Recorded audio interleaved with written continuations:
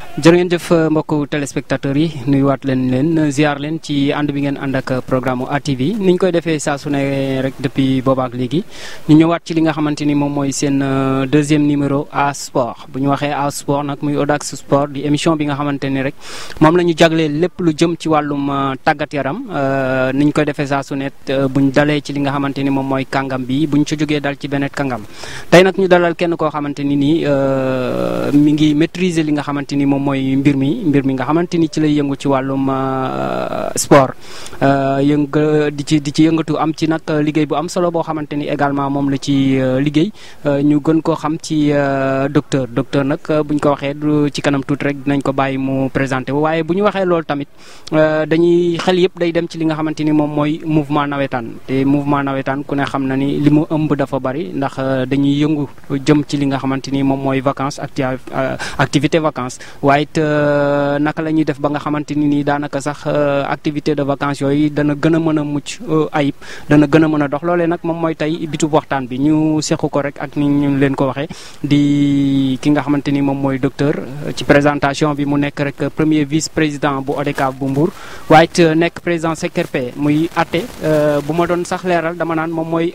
ki nga xamante ni nii mën nañ jàpp ni moom lépp lu lëj ci li nga xamante ni moom mooy wàllum kayit ak yu ni mel moom moo koy atte waaye tam nekk li nga xam ni moom mooy premier vice président ORCAV nag bu ñu ko waxee moom mooy kuréel gi ëmb nawetaan yi au niveau régional moom la ñu dalal tey docteur ginnaaw nuyoo bi ñu bàyyi la nga nuyoo ak suñu mbokk téléspectateur. voilà merci Thiat di la nuyu di nuyu say autorité yi nga xamante ni ñoo nekk ci boppu télévision bi di nuyu également le monde sportif et particulièrement le mouvement nawetaan docteur bi nag moom lañ tàmm di wax mais sama tur dëgg nag mooy Pape Massal Niang laa tudd et présentation bi vraiment c'est fidèle par rapport ak li ñu. tabarkalla mi ngi noonu kon ñi nga xamante ni nii xamuñu ko woon muy Pape Massal Niang ñu gën koo xam daanaka mun naa wax ne àdduna wërngal këpp docteur bi la ñu gën a miin moo tax souvent dañuy faral ñun di wax rek li nga xamante ni moom mooy docteur bi nga xam ni moom la nit ñuy miin. président bu ñu duggee ci li nga xamante ni moom mooy bitu waxtaan bi dañ koy campé rek ci li nga xam ni moom mooy nawetaan tey daanaka mën nañu wax ni dugg nañ ci mois de daanaka septembre moom léegi sax ñu àgg ca jamono bi buñ ci mësaan a toll ñi ngi naan ñi ngi waaj demi-finale wala ñi ngi waaj li nga xam ni moom mooy final ci zone yeeg et cetera boobaak léegi nawetaan yi doorul lan moo xew. waaw boo seetloo depuis daaw dafa doon année boo xamante ni bu particulière la mooy prolongement wu daaw mooy ren maanaam jafe-jafe yi nga xamante ni moo amoon ci wàllu nawetaan daaw moom mooy continuer ba léegi booy seet parce que bu ñu seetloo mooy dafa amoon benn kuréel bu bees bu juddu woon ci biir nawetaan ñu tuddee seen bopp renouveau wala ODCAV du renouveau loolu indi woon ay gàllankoor ci wàllu doxalin wi ñoom xëy na bu ñu teewoon dinañ wax li nga xamante ni moom moo leen metti mais je sais que rek kuréel la boo xam ne ci ñun lañ bokkoon ñu dem créer seen daaray bopp loolu waraloon am ay jafe-jafe tuuti ci nawetaan bi ba nga gis ñii di football fii stade Caroline Faye je veux dire muy ODCAV bi nga xam ne moom la Pape Mbodj jiite ak ñi nga xamante ne ñu ngi doon football au niveau du stade municipal muy ñi ngay wax ne ñooy ODCAV renouveau donc loolu mooy am ay jeexital ba tey ba tax na bi ñu bëggee tàmbali ren kilifa yi en l'occurrence le préfet du département dafa ñaan ay bonne volonté muy ay mag ñoo xamante ni ci mouvement nawetaan la ñu bokkoon ba jeexal ku ci mel ni Mourtala Samb ku ci mel ni Makodou Niang ñu koy wax Pape Fall Niang ak Samba Ñebe Ba ne leen doxal leen ma ay tànku jàmm ci diggante ñaari groupe jeunes yi nga xam ne ni ñoom ñëpp ku ci nekk da nga am prétention wu organiser nawetaan fii ci biir Mbour. alors bi loolu amee ñoom aussi ñu sol seen dàll tàyyiwuñu benn yoon di dox di jéem a nas di rafetal di jéem a ñaw diggante yi loolu daf ñu conduire ba ñu dem ci kanamu inspecteur des sports ñu toog ñu waxtaan ci ay points yu bari ñu amee accord ci yenn points yi am na yenn points yoo xam ne ni ba léegi déggoo amu ci bi loolu amee mu rendre compte à l'autorité préfectorale moom aussi mu jël décision que ne nañu nëggandiku parce que moom li mu bëgg mooy jeunesse su Mbour yëpp booloo def benn dank organiser ay nawetaan yu mucc ayib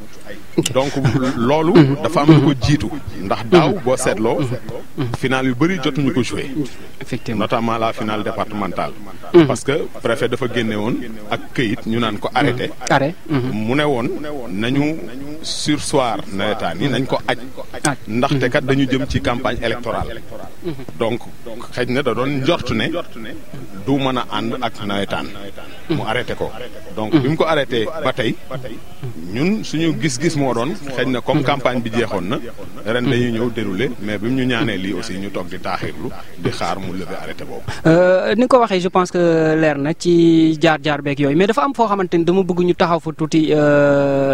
docteur ci li nga xamante ni moom nga jot a expliqué muy kuréel gi nga xamante ni daaw ñoom ñoo ñëw duppe seen bopp renouveau muy kuréel gu bees goo xamante ni ña nga woon ci nawetaan ndax mën nañoo xam raison yi nga xamante ni nii tey jii moom moo bloqué yenn ñàkk ànd bi nga xamante ni nii yéen ak renouveau ba tey nangoogu leen ci point yooyu pour mën cee ànd. waaw xam nga mooy li ma wax c'est-à-dire xëy na ñoom bu ñu teewoon dinañ gën a mën a expliquer li leen naqari lépp mais ci li ma jàpp daal mooy réeroo am na ci wàllu doxalin xëy na am na lu ñu njort ne doxul ci ñoom am na neneen ñoom nuñ ko gisee ne noonu la waroon a dox. ndax li doxul wax nañ leen ko.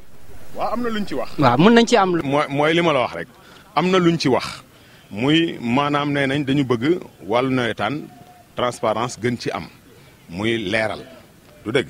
donc loolu defe naa ne képp kuy jubal war nga d'accord ci loolu te defe naa ne loolu amul benn sikki sàkka. point boobu d'accord ngeen ci. amul benn problème parce que tamit lu mel noonu képp ku ci d'accordul c'est parce que véritablement bëggoo lu jub donc loolu ci groupe bi nga xamante ne nii moo nekk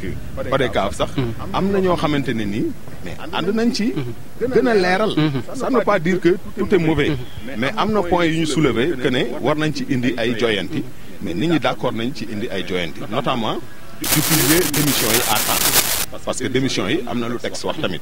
mais Mbour dafa amoon particularité parce que au niveau de Mbour rek la leble démission am depuis taw Sele Ndiaye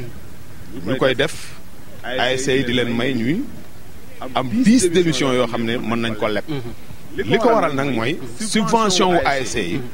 ci loxo ODCAV lay jaar donc dañ naan sàcc bu du raw jarul yàq nelaw ñu ne comme ñun dinañ yor seen 100 000 francs mu tombeek ak 10 démissions mën nañ leen lebal ba 10 démissions yooyu loolu bu amee nag pour nga publier à temps yëf yi day xaw a metti mais également pour nga ristourner maanaam démission boo gis ASC bi daf ci am junni bu joueur jógee ci moom daf ci am junni loolu la ñuy duppee ristourne loolu mooy ristourne d'accord loolu dañ ko war a dajale joxaat ko ASC bi mais loolu mënul sotti tant que ASC yi fay ñu bor yi ba pare te xam nañ ne également subvention municipale doon na loo xamante ni souvent day tar booy seetloo sax day am ASC yu bëri dem ba toog ñuy doog a génne subvention municipale loolu day indi ay gàllankoor ci wàllu ristourne yooyu mais depuis quelque temps wax dëgg yàlla ay jéego am na ci parce que bu ñu demee ba ne léegi bépp ristourne bu ñuy joxeeti nañ ko def sous forme de chèque mu am li ñuy wax traçabilité loolu wax dëgg yàlla nit ñi jublu nañ ci ODCAV amul woon compte am na compte léegi donc loolu doon na ay jéego yoo xam ne seqi nañ ko jëm ci wàllu transparence ñoom nag nee nañu doyul am na yeneen ak yeneen yoo xamante ni xëy na ay griefs yoo xamante ni des fois je veux dire c'est des griefs personnels yoo xamante ni ndax loolu mën nañ ci am lu leer yooyu noonu tamit xam nga yi ngi fi wax ni yëpp docteur yi ngi fi wax ni yëpp mooy yi nga xamante ni nii maanaam yéen ànd ngeen ceeg ñoom mais tey yi ñu àndul lañu bëggoon a xam yan raison la ODCAV renouveau am yan raison la ñu jàpp ni kat yii nii tant que ODCAV defu ko ñoom duñu ànd ak yéen. xam nga depuis daaw ñoom dañ ne woon ki ñuy wax Pape Mbodj di président ODCAV de Mbour dootu leen jiite loolu point d'achoppement la parce que Pape Mbodj moomu ñuy wax département bi moo ko fal avec un fort taux lu dëgg voilà je veux pas avancer de chiffres mais en tout cas booy seet daal ci lu mat téeméeri nit daanaka 99 personnes la woon 6 ñoo ko ci voteelul kon kooku suñuy wax ci wàllu droit am na légitimité am na légalité donc élection boobu amul benn contestation boo xam ne jugee na ci kon kooku boo demee mu dawal pendant 2 ans nga ne ko léegi nag da ngay puus keneen ñëw te élection amul faute lourde amul traduire ko devant le comité directeur muy suñuy kuréel wax dëgg yàlla dina xaw a yéeme lu dul teg ko ci yenn yoo xamante ni c'est tout à fait personnel quand je dis c'est personnel mooy boo naan diw dafa nangam diw dafa mel nii diw dafa mel ne moi je crois que nit ñi newuñu fi pour des querelles de personnes mais les gens sont sur les principes des combats de principe waaw lépp loo xamante ni combat de principe la nit ñi d'accord nañ ci ak ñoom donc loolu mooy li nga xamante ni moo am boobu ba léegi maintenant dañ ne woon Pape Mbodj du leen jiite ñu dem ba ren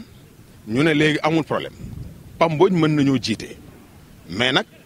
dañu am ay points yoo xamante ni waxtaan nañ ko ay nit indi ko listé ko muy lu mat 27 points ñu waxtaan ci ak moom lépp pratiquement ba juboo yi ma jàpp ne moo dëgër fi mu toll nii mooy dañ ne nañ leen créer zone ci diwaanu Ngekoox boo xam ne ñoom ña ber woon rek ñoo cee ne ak beneen zone boo xam ne au niveau de Thiadiaye ñoom ñoo cay ne ak Joal parce que Joal sax rebondissement moo am parce que dernière négociation bi nga xam ne man moom laa fekkee ci bureau inspecteur des sports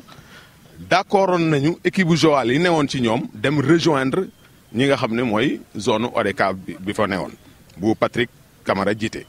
donc su ma déggaatee ñu ne Joal dañu bëggaat zone véritablement du ma xam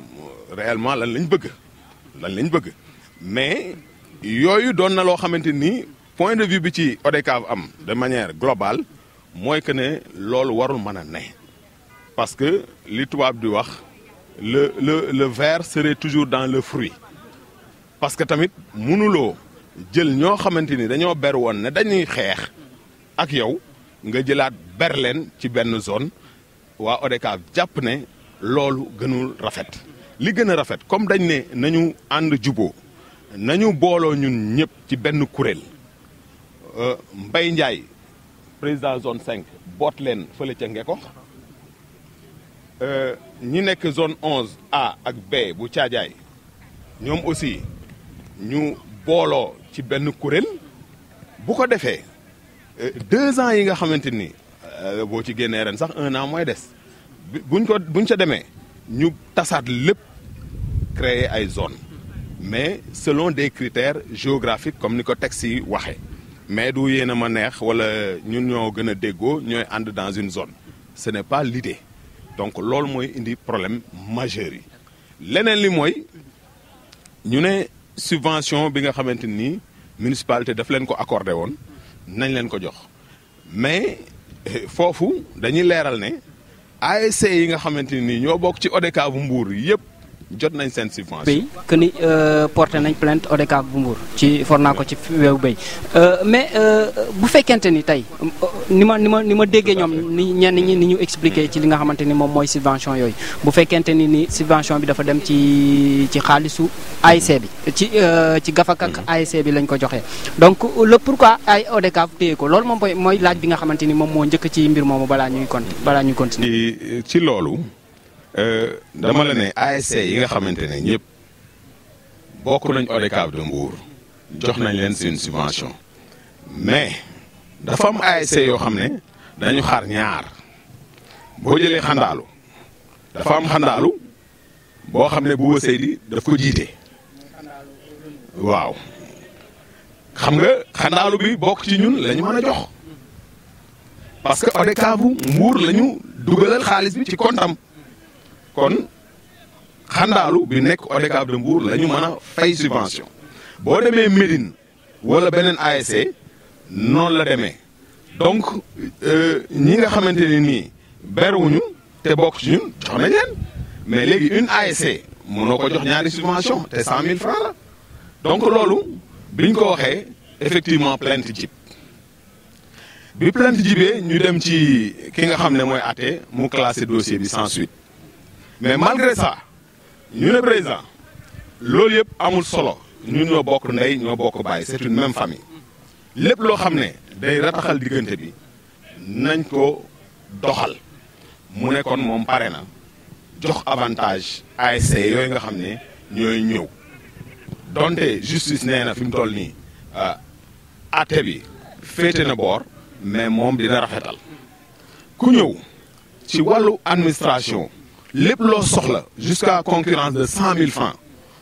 dañ leen la ko jox mu tolloog sa subvention te loolu daf ci déggoo ak le président Bayla Bass bu ORCAV bu Thiès mais également le président national Amadou Kane donc ñooñu bëgg nañ jàmm mais nag bu nekkee da ngaa taxaw tey ne waa ji na ma jox 100 000 léegi te waa ji kenn prouvé wul ne amel na la 100 000 sax déjà loolu ça pose problème mais loolu pour man du débat bi véritablement mooy ñun ñoo bokkul lépp comme ñoo bokkul lépp nañu rafetal lépp ñi nga xamante ne am nañ volonté ñëw ñu ànd lépp luñ ci mën a rafetal en termes financiers et autres ñu rafetal ko voilà. jërëjëf mbokk téléspectateurs yi ma fàttali toujours rek que ñu ngi ci seen émission Audax Sport muy émission bi nga xamante ne rek moom la ñu jagleel lépp lu jëm ci wàllum tàggat yaram ñu talal nag kenn ci ñi nga xamante ne rek ay ndaw lañ ñamit di bay seen waar ci wàllum sport di docteur ñu gën ko xam ci tur boobu ndax man boobu laay faral di wax docteur boobu ndax daanaka moom la ñëpp xam donc moom la ñu dalal tey ci li nga xamante ni moom mooy suñu plateau Audax Sport di waxtaan rek li nga xamante ni moom mooy nawetaan ginnaaw bu ñu jógee ci li nga xamante ni moom mooy ni nga ko expliqué ci bis bi yooyu nga xam ne amoon na fi daaw ak yu ni mel ndax tam tiitoo leen li nga xamante ni moom mooy ëllëgu ODCAV ndax bu ñu demee tey ba nga xamante ni nii ODCAV kuréel la woon goo xamante ni nii daanaka ñëpp bokkoon ndey bokk baay ñu dem ba nga xamante ni nii xaajaloo mu ngi ci am ñii ñi ngi bëgg a doxali nii ñii ñi ngi bëgg a doxali ne coow li mel ni tulleeg male ndax tiitoo ci ëllëgu ODCAV. waaw tiit gi mi ngi jëm surtout ci ñi nga xamante ne nii véritablement am nañ d'autres intentions rek mais képp koo xamante ne nii am nga volonté véritablement servir la jeunesse. pour man war nga mën a écarter loolu nga xam ne mooy écueil boobu donc tiitaange gi du lool mais je sais que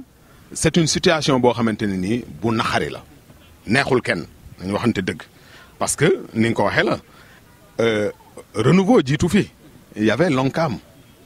de feu Issa Mbaye Samb ministre des sports puissant ministre des sports laay wax sax mais Mbour en ce moment xamul woon la division ma nga woon Thiès ma nga woon ci yeneen localité mais Mbour n'a jamais connu cette division waaw mais nag bu demee ba demee nii aussi mais dañu xam ne la vie d'un groupe aussi noonu la gis nga dans un groupe li ma jàng boog ci dynamique de groupe ci sama wàllu métier mooy groupe boo xamante ni amul tension rek c'est parce que y a un malaise qu'on ne dit pas donc les tensions là sont dynamiques en fait elles font avancer le mouvement il faudrait que contestation di am mais nag la forme aussi jar na sóoraale la forme wax naa ko sama xarit yi nekk côté bële ma ne leen gis nga mbir mi su ngeen ko jaaroonoon fi teg sa wax mais xëj na sax ñi ngeen xalaat ne dañ leen a contre am na ñoo xamante dinañ ànd ak yéen ci xeex. kon jàpp nga ni xeexu renouveau bi moom seen xeex bi buñ ko jaarale fañ ko jaarale moo baaxut waaye buñ ko jaarale woon fu bu baax mën ngeen cee ànd ak ñoom. non mën na am ñu ànd ak ñoom forcément parce que tamit nit ñi bokkuñu ay gis-gis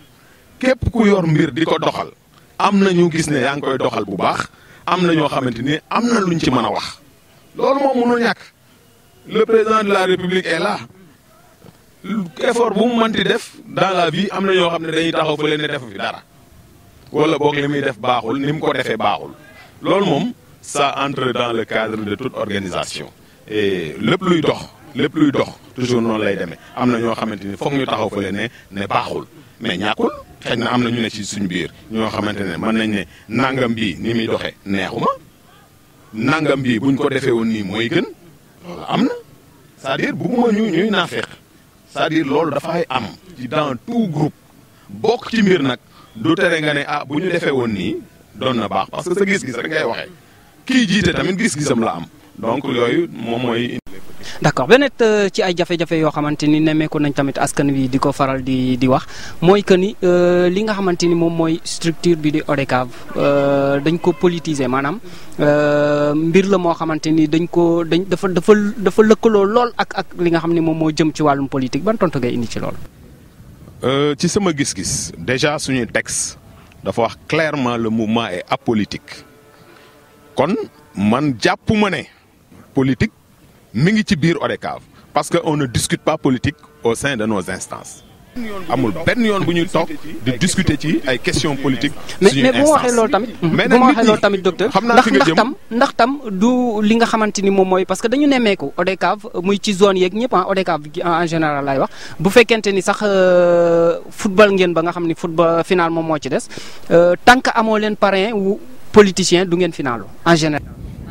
d'accord xam naa à peu près li ngay bëgg a wax sax foofu laa doon jëm c'est-à-dire nit ñi ku ci nekk nag individuellement considéré am nga sa gis-gis ci wàllu politique am nga droit am sa appartenance politique mais doo ko imposer kenn nag parce que c'est le mouvement le plus démocratique le mouvement nawetaan parce que ni ma ko waxee rek kenn du fi coup d'état kenn du fi forcing da ngay jaar yoon rek jaar fi texte yi am lu tax li texte yi wax lu ko mooy tamit nga dem toogi na le donc loolu nga wax ni c'est une réalité et mbir la moo xamante ni yàgg na doon gàllankoor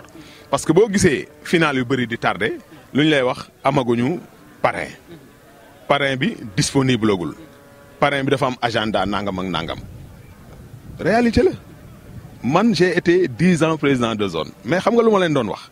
man je ne tiens pas à avoir un parrain politique parce que tout simplement seeni désir la ñuy jël pour des réalités alors que le mouvement sportif dafa am yeneen réalité ba tax na fu ñu mës a waxee rek ma ne leen maay jëkk final ma am parrain ma ñàkk am parrain parce que daanaa faggu ba bu jaree sax ma uti ko feneen def ko ci loolu doon na loo xamante ni il faut que ñu régler ko dans le mouvement boo gisoo sax même final yi ni muy déroulé woo les gens ne regardent pas de match parce qu'il y a trop de folklore politique c'est à la limite des meetings des fois qui sont organisés loolu dañ ciy ànd ak yéen loolu lu nekk la mais il faut que les gens corrigent cela comment il faudrait que nag subventions yi gën a dëgër nous remercions le maire de Mbour au passage parce que bi mu ñëwee léegi wax dëgg yàlla subventions yi am na fu mu jógee am na fu mu dem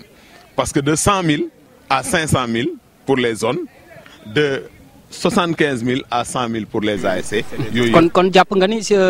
wàllum politique bi buñ ko dugalee ci biir nawetaan bi c'est parce que subvention bi doyul. ci leen benn pàcc la subvention bi doyul